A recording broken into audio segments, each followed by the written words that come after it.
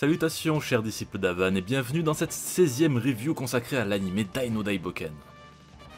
Cet épisode intitulé L'Archimage Matorive a été diffusé le 23 janvier 2021 et nous présente les conséquences de l'attaque de Flézard sur l'île de Balge et l'entraînement de nos héros avec un très puissant magicien.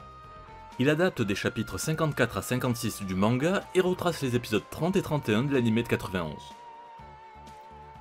Nous retrouvons au storyboard Tsunikichi Omori qui avait déjà réalisé ceux des épisodes 3 et 10.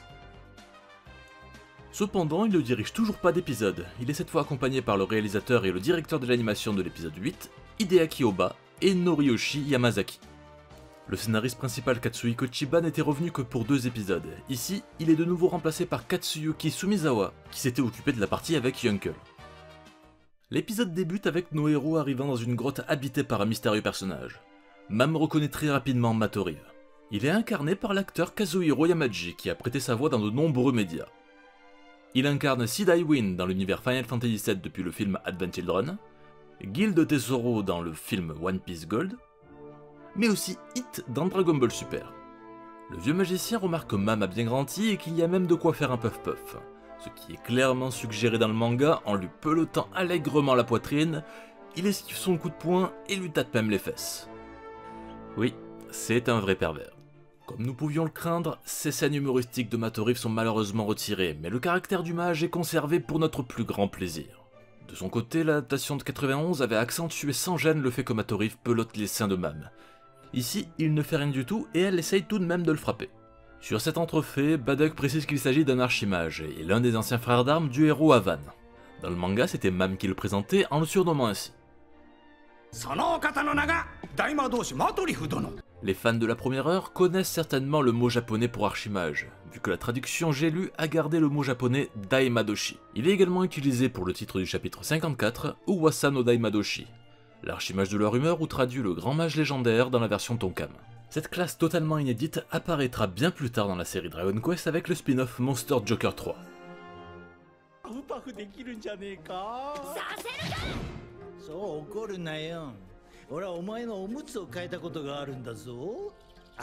Alors que nous redoutions quelques censures, il était impossible pour le staff d'éluder son penchant sur les attributs féminins.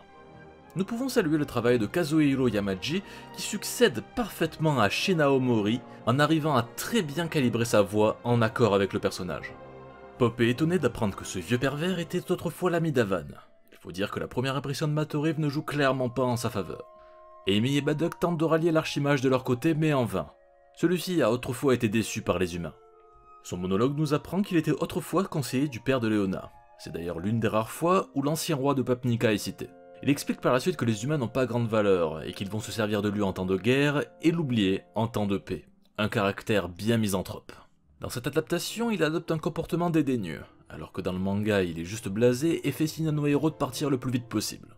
Nous pouvons également apercevoir qu'ils ont très bien reproduit le côté lugubre de la grotte de Matorive.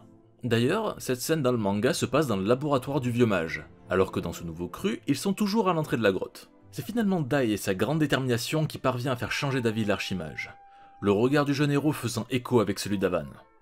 Et c'est aussi à ce moment-là qu'il lui révèle également la mort de son maître. La musique qui accompagne la scène est très noble, et met rudement bien avant les paroles de Dai, pourtant mal en point.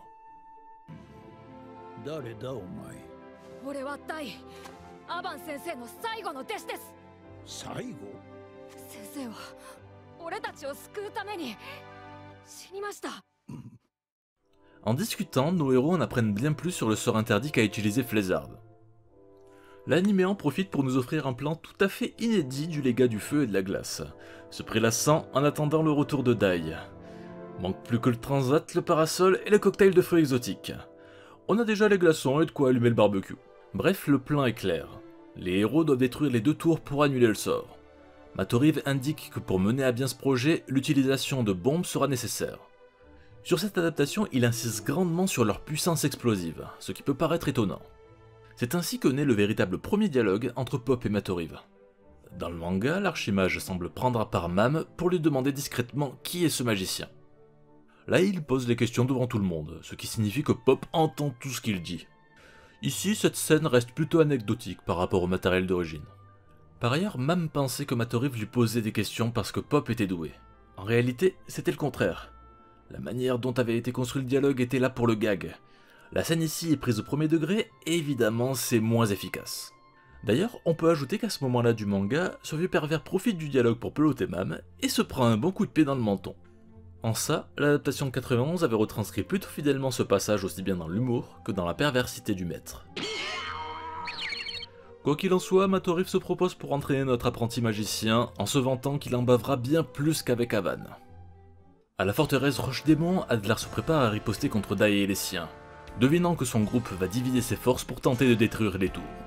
Ce dialogue important nous apprend également qu'il est le créateur de Flézard grâce à un sort légendaire interdit, et que ce dernier ne s'opposerait pas à son créateur s'il devait intervenir.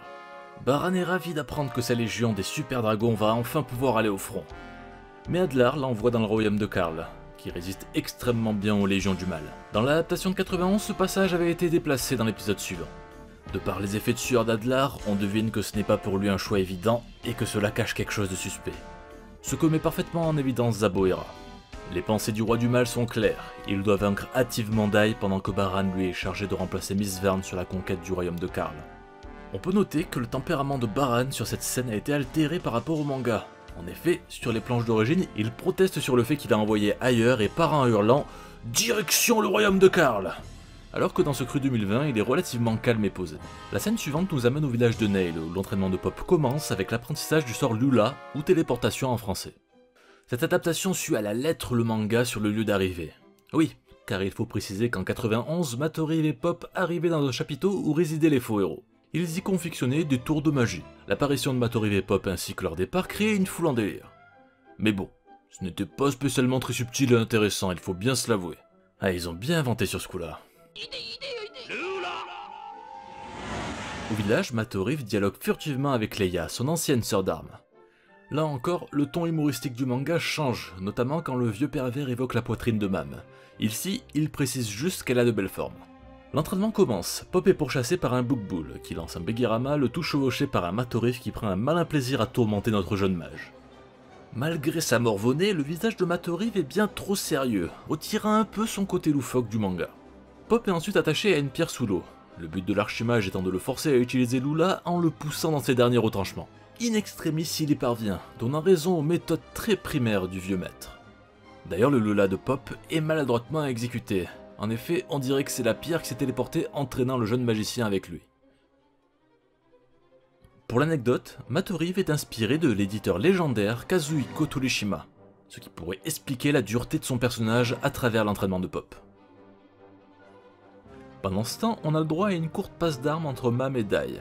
Le jeune héros s'entraîne les yeux bandés et peine à trouver ses repères. Depuis sa défaite contre Flézard, il est en colère, et Mam le perçoit rapidement car elle ne l'a jamais vu dans cet état. Dans la série de 91, cet échange était bien plus long. Mam faisait de drôles de têtes, et Dai ne disait pas ouvertement qu'il en avait gros sur la patate. C'est elle qui le devinait avec Baduk. Loin de tout ça, Pop fait face à Matoriv sur ce qui pourrait s'apparenter à un duel de mana. Le jeune mage vacille très rapidement face à l'archimage qui révèle être centenaire. L'ancien animé évidemment avait rallongé l'entraînement. Par exemple, Pop devait sauter d'un ravin et ensuite utiliser Lula. Mais celui-ci n'y parvenait malheureusement pas et suite à ce nouvel échec, un combat se déroulait entre eux.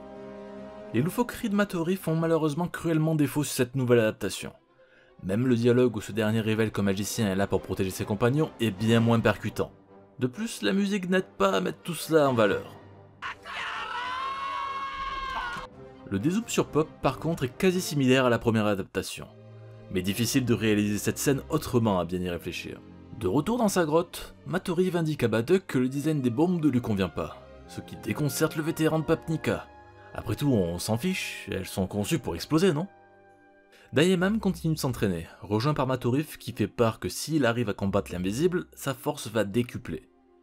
Il fait aussi part de la situation de Pop, ce dernier ne peut progresser qu'avec un maître aussi sévère que lui. Ce qui est plutôt vrai. Peu après, au travers des écueils, Flézard fait part d'un ultimatum à Dai. Ne sachant pas où ils se cachent, ils se sont dispersés à tous les endroits où nos héros sont passés depuis leur départ de Dermine. Le terrible monstre de feu et de glace presse Dai de sauver Leona car elle perd de sa force vitale et mourra le lendemain au coucher du soleil. Notons la reprise de l'illustration originale sur Leona du plus bel effet. Le temps joue contre nos héros à l'image d'une bataille dans Senseiya. Pas le choix, les héros doivent attaquer de nuit.